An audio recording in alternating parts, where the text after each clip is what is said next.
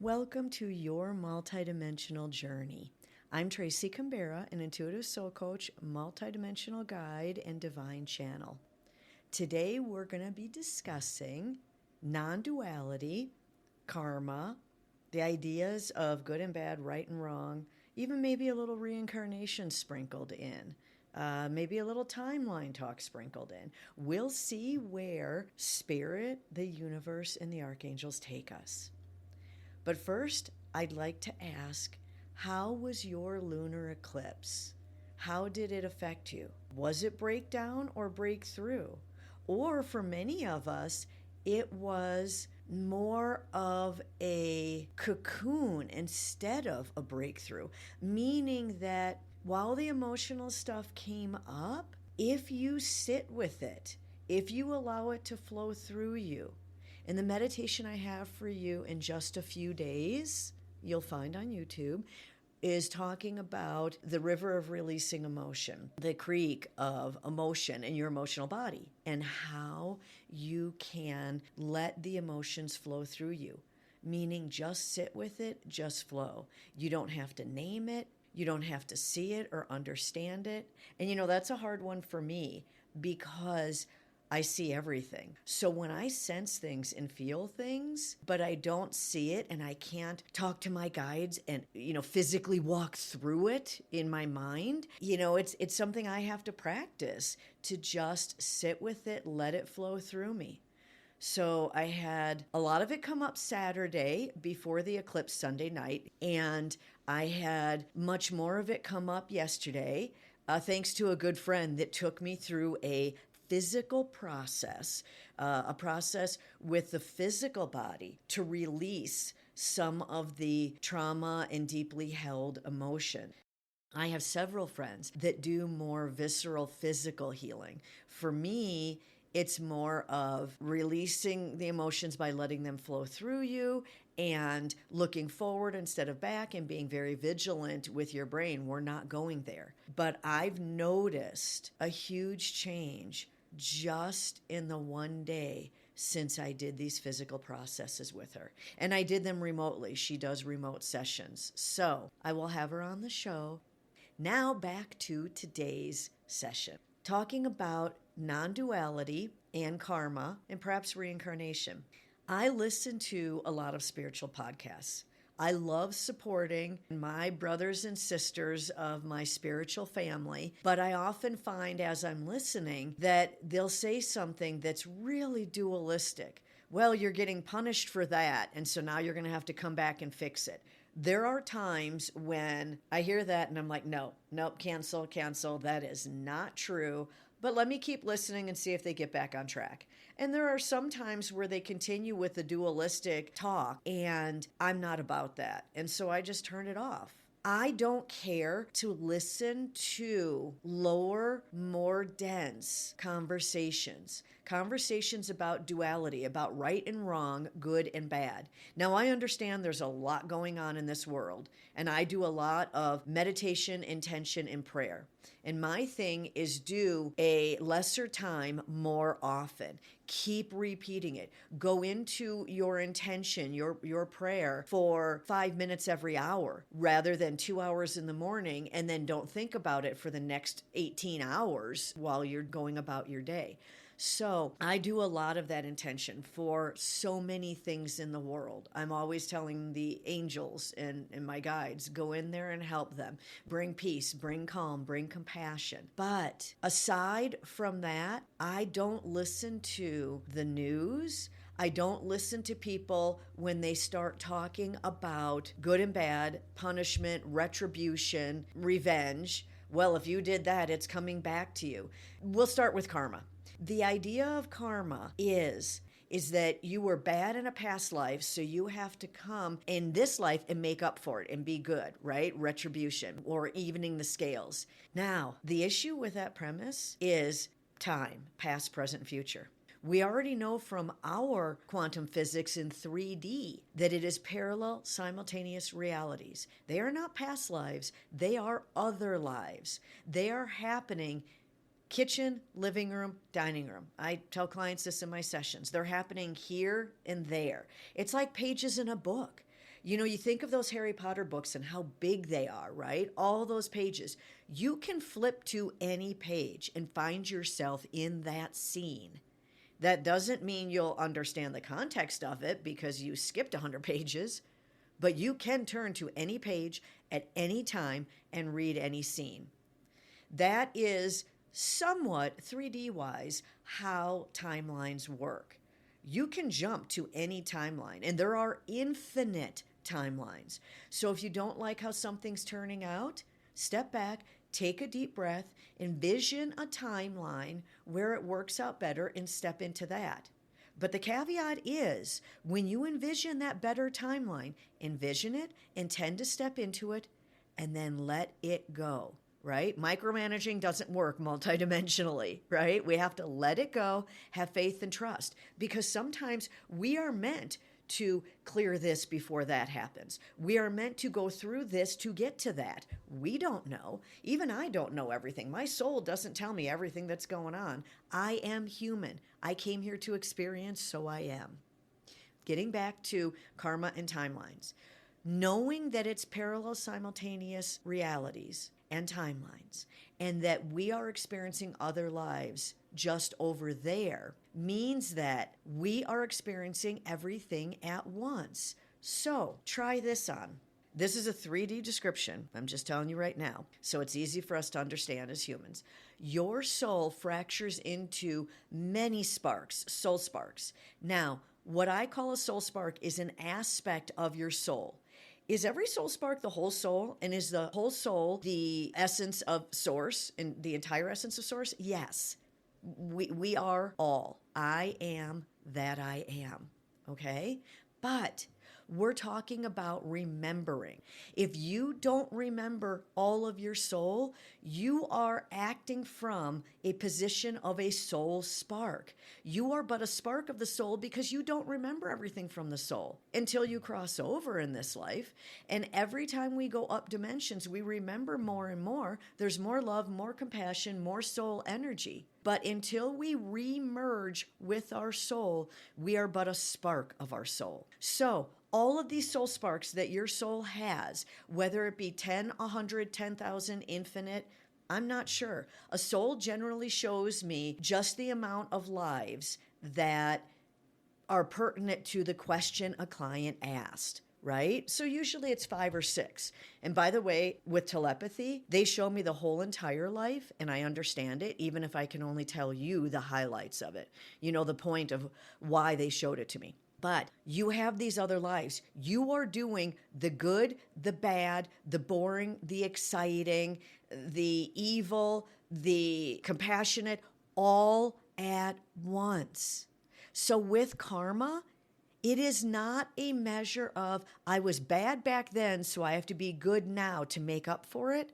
No, your soul is at the buffet, right? They're at the ice cream store. They're like, I'm going to try every flavor. I'm going to be good here. I'm going to be bad here. I'm going to play the father here, the mother here, the daughter here, the son here. I'm going to be the king here. I'm going to be the pauper there. They just want to play both sides of the coin, all sides of the sacred geometry, dodecahedron. They just want to play out everything because remember, rule number 1, this is a game. We are actually infinite souls. This is not real. It's just an experience. And all of our higher selves are experiencing through us. Our soul is experiencing through us. All other souls and source, all experiencing through us. Okay? So when you think of karma, take the duality out of it. Step back, move into neutrality and go, okay, I was a lord of the area and I treated my peasants really poorly over there. There was a lot of starvation while I sat in my wealth because I didn't care about them. In this life, I find myself working for a charity and helping the underprivileged ones. That is not karma. That is simply, I experienced it that way over there, and I'm going to experience it this way over here. That can take the fear out of karma. When you go to a psychic and they tell you about a quote-unquote past life, we still call it past life, even though there are other lives. When they tell you about one that's evil, you don't have to be afraid that God's getting retribution in this life. You may redeem yourself in this life only because this is the life your soul chose for you to do the flip side of that action. That's all. Rarely do I see any kind of justice karma in sessions. It is most always just a more neutral version of, yeah, we're trying that over there, so we're doing it this way over here. And what happens is you're having victim processes with other family members, other loved ones, victim perpetrator. That's another dualistic thing. If you are having victimization by those, especially those that are supposed to love you, we can look at other lives and see where you were the perpetrator and they were the victim. And in this life, you incarnated for you to be the victim and them to be the perpetrator. You can still heal that. You don't have to follow that quote unquote karma. Just heal it. Just step out of the victimhood, empower yourself, heal the relationship, or as you heal, meaning you release the victimhood, you find your power, you choose yourself, you do what's best for you. Oftentimes that means walking away from that loved one, even if they're your parent or your child. So think of karma more neutrally and understand you are playing this theme out every which way in other lives, and you have the power to change that theme in this life, to heal it, to complete it. And when you do, you can send that energy down the line to your other lives because you are connected to all of them, and heal it within them also so they can make a change also. Yes, we are greatly influenced by our other lives, especially our other earth lives, because this is the game. But we can also greatly affect our other earth lives. That is how I've always been shown karma. Now let's move to non-duality. Again, good and bad. When you understand that Source, the universe, God, your soul, the angels, they are all pure, unconditional love. And as a side note, if you start exploring merging with one of your higher selves, and that's a whole other podcast, I will talk about it maybe next month. When you start merging, you find unconditional love is not warm and fuzzy. Now, when Archangel Michael has shown me his true self, it just overwhelms my system. The bliss, the white light, tears come down my face. I've never been able to see his full energy. It would annihilate me in my 3D form. But it's fun to try until I, cry uncle and, slap the mat and go, okay, done, got it. So yes, you can have waves of bliss, right? Tears can stream down your face. But when you are merging with one of your guides, one of your higher versions of self, you may very well find that unconditional love is very neutral. It feels cold. We think love is warm and fuzzy and hugging and do anything for me. Yeah, unconditional love is allowing you to be you, so it's very neutral, which frankly I perceive as cold. I had to get used to it. I'm like, where's the warm fuzzy? It's a beautiful process, but it's neutral. Think divine neutrality when it comes to duality. Anytime anyone says, well, you did that, so this is going to happen, where you have to be punished. Oh, yeah, they screwed that up. They got to come back in another life. Again, if it's parallel simultaneous realities and time and space does not truly exist, it's a construct that we invented to have this game. Because honestly, if we didn't have time and space in 3D, we'd blow ourselves up in 20 minutes. So we had to have it. So it is a construct. It is not a truth. Reincarnation is not you coming back to do it over better. You are already doing it differently over there right now. That's why I use the analogy of kitchen, living room, dining room. So in this life, if you're sitting in the living room and I show you a past life where you were really evil, and that doesn't happen a lot. Don't worry, if you have a session with me, I'm going to tell you were evil. Doesn't happen a lot. and your soul doesn't tell you all of your lives anyway. But if we see a life where you were evil, you can look at it and go, oh, that's me over there in the kitchen. So I'm going to send love and healing to that life. The idea that time is this loop that we go back, we leave, we come back in to fix it, and then, if we don't fix it, we got to come back in again and fix it more. Simply not true. Part of the game, part of the construct, not true. What your soul wants for you, what the archangels, your guides, your angels are helping you with every day is to step back. Sometimes I physically step back. At times it's to get out of other people's energy field, right? Their emotional field. But for me, when I physically take a step back, when my brain is going somewhere, I will stand up off the couch and go outside. I will change my scenery. I will take a step back. I will take a couple of heart-centered deep breaths, and I will go, okay, there is no good or bad. How can I objectively see and understand this situation? Because oftentimes what happens to you, what happens at you, is happening for you. But it is happening from another, and it is theirs. We do not have to label it as good and bad. I hear about narcissists every day in sessions. And I will tell you, narcissism, to me, what I see, what souls show me, it's a brain disorder. Okay, I see the chemistry of the brain and how it acts. I don't know what a psychiatrist would diagnose as classic narcissism is not that brain chemistry disorder. It is a high level of insecurity, lack of self-love, lack of self-worth. It is the way they were trained, the way they were raised, the way they were programmed. If I don't manipulate and control for this, I won't get it because I'm not worthy of it. So I have to manipulate and control. That's what it is. So when we think of non-duality, no good or bad, just green or purple, just pink or orange. Think of colors. It's just this or that. When we think of that, then we can step back and go, wow, show me. I can see that person's hurting. So Spirit, show me what's going on with them. I sense, because we all have intuition.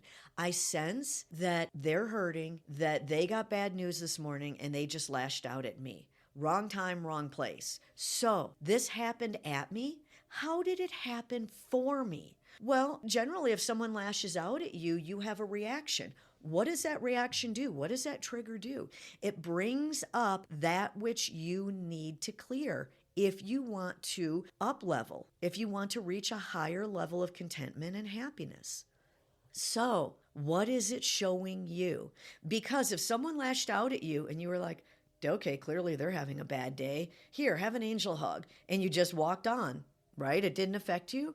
Great, you're not being triggered. But when your sibling does it, when your spouse does it, and you get massively triggered, you're like, oh, okay. Thank you, universe. That's one of the things I practice. My best friend and I used to do this all the time. Anytime anything would happen, especially something we didn't desire, it'd be like, thank you, universe.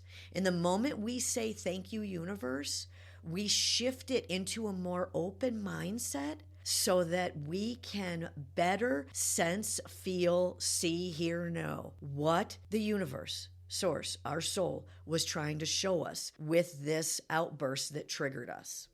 Whatever the event was that triggered us. So something to think about. Duality does not exist. It is a construct to play the 3D game, and you no longer have to participate in it. Move up into 5D state of being, where there is very little duality, where it is so much easier to clear what you brought with you into this higher state of being. Because 5D is not the end-all be-all. There are infinite dimensions above. We do not stop at 12. God is not at 13. I've been to the 265th dimension. I have a friend there. I call him Blue. Big, bossy, male, dominant voice. But he's a really great guide. He shows me a lot of things. So, infinite dimensions. You can release duality, move into divine neutrality, step back, take a breath, be the objective observer, ask Spirit, what's going on here? Not, oh my God, why did this happen to me?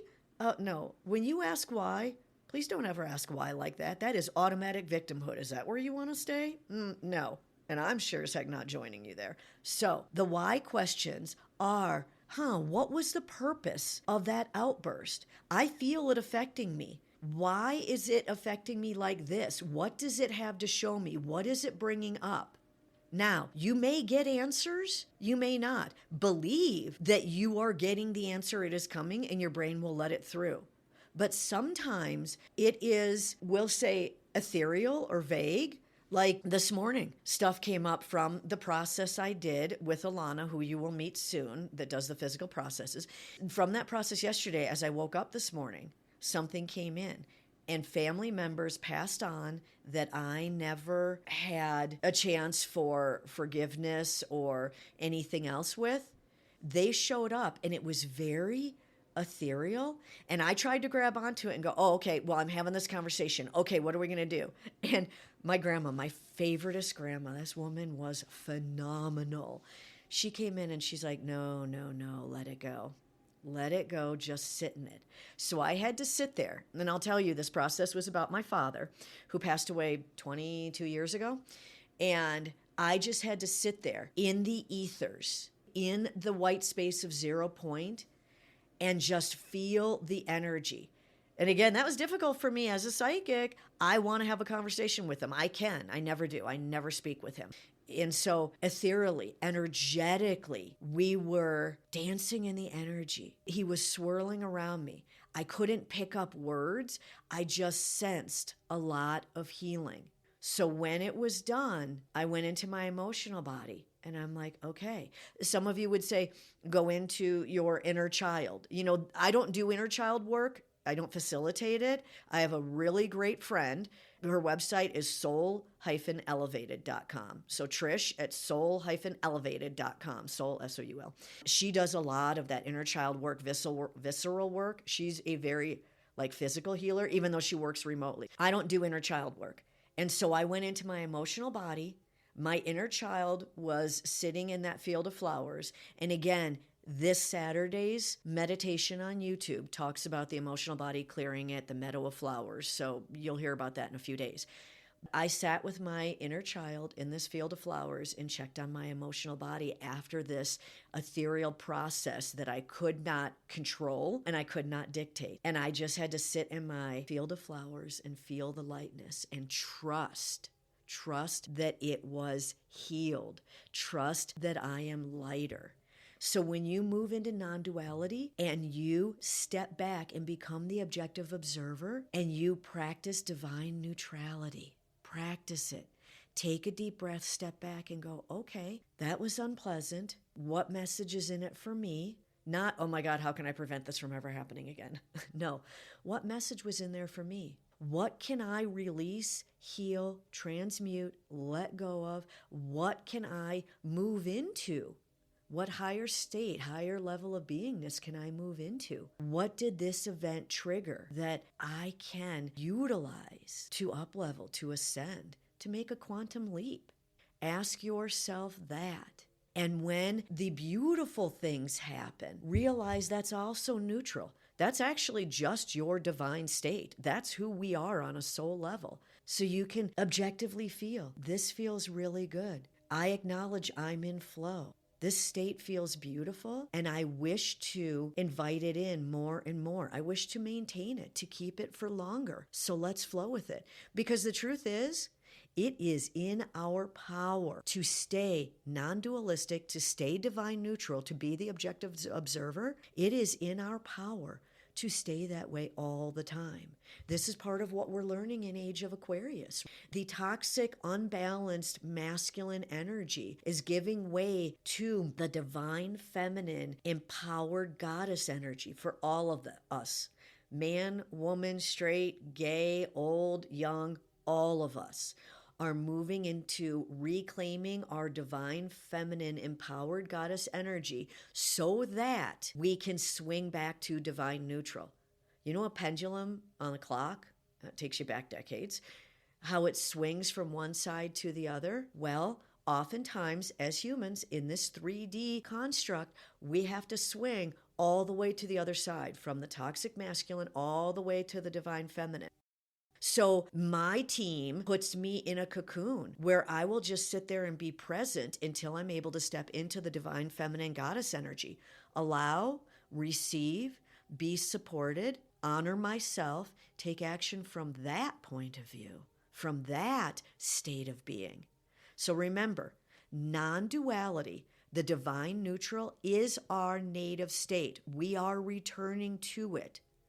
So for most of us, or all of us at times, we will swing from that toxic masculine to the divine feminine and back to center, divine neutral. And I will say, I have several clients that just whoosh are moving into divine neutral. And it is beautiful. And then they will have an episode and they'll tell me about it where something happened, they got triggered, all this stuff came up. And so you can be divine neutral, divine neutral. It's like a pothole or a speed bump, right? On the road, you can be driving the smooth road forever and then boom, there's a pothole. And you fall in the pothole, you dig yourself out, and you go back to that divine neutral. I hope that gave you a lot of great concepts. If you want to work on your objectiveness, your divine neutrality, my link to booking sessions on YouTube is just below. Otherwise, my website is tracycambera.com. So I wish you all of the opportunities to move into divine neutrality and non-duality so that you may up-level your beingness into more unconditional love, higher frequencies of acceptance and understanding, more love and compassion. So good luck, and we'll talk soon.